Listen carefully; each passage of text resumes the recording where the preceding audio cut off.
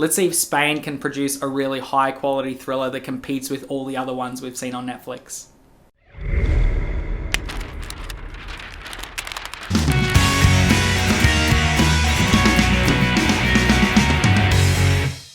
So Infiesto is a brand new Spanish thriller that just got released on Netflix. It's a crime, drama, thriller, and it's set in the early days of the pandemic. So it's in sort of like March, April of 2020. So it's right when coronavirus started. And it follows the story of two detectives who are investigating the case of this young girl who recently escaped her kidnappers. So she'd been kidnapped when she was little, and then she finally got away, and now the detectives are trying to find the people who are responsible and then bring them to justice. So the film drops us straight into the middle of the pandemic with our male lead Samuel not being allowed to go and visit his mum while she's sick in the hospital. And Marta, our female lead, her partner, her boyfriend, is starting to suffer from coronavirus, and his symptoms are getting gradually worse. So realistically, these guys don't get a lot of time to process what's actually happening around them, and they have this case land in their lap. So they're dealing with the global pandemic and then also trying to stop what's happened to this young girl from happening to any other young women.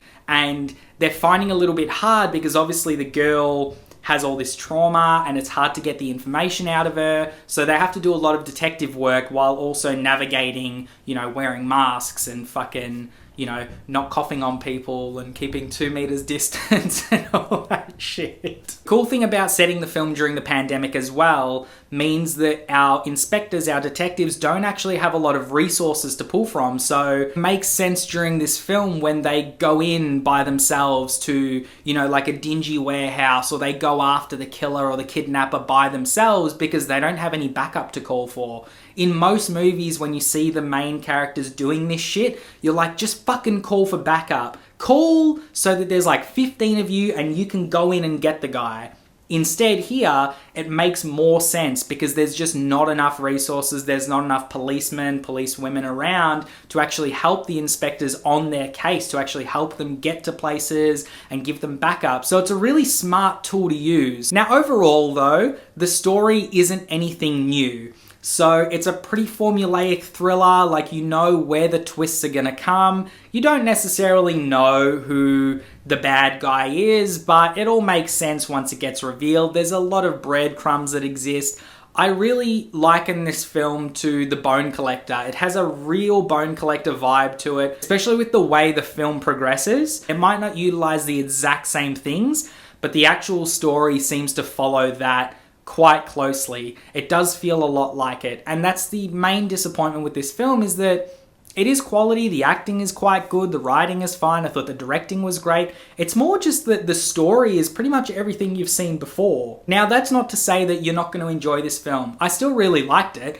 It's just one of those things where you go, I've seen this before in 1,000 different movies, and it's okay to do that. It's okay to follow formulas. It's okay to do what everybody else has done before, as long as you do it well.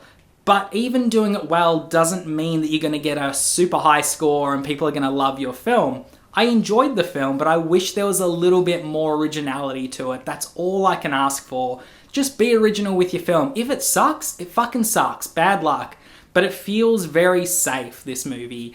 And while if you really like the thriller genre, the crime thriller genre, you'll probably really enjoy this film. You'll like it because it's set in a different country. It's set in a time period where there was a lot of anxiety and uncertainty, and it gives the film a little bit of a different feel to it.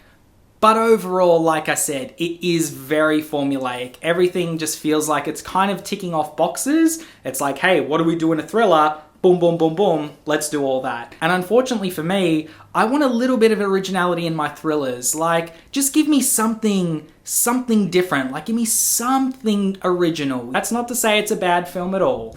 I think if you really like thrillers and if you really like sort of cop crime dramas, you'll probably really enjoy this one. That's why I'm gonna give Infiesto a 6 out of 10. So tell me guys, has anybody watched Infiesto? If you have, comment down below, let me know what you thought about it. Yeah, this one was, middle of the road. It was pretty good, but nothing new, so I can't really shit on it. I can't really praise it too much. All I can say is I watched it from start to finish. I had a good enough time, but it just wasn't original enough for me to love the film. I'll probably never watch it again, And, you know, that's a little bit of a disappointment because I feel like everyone did a really good job. I thought the directing was good, the writing was good. It's more just the story. Whoever came up with the story, be a little bit more creative, my dude. So that was the review, guys. Hope you really enjoyed it. As always, click through to another video. We'll keep having some fun. Don't forget to like, comment, and subscribe. And I'll see you on the next one. Bye.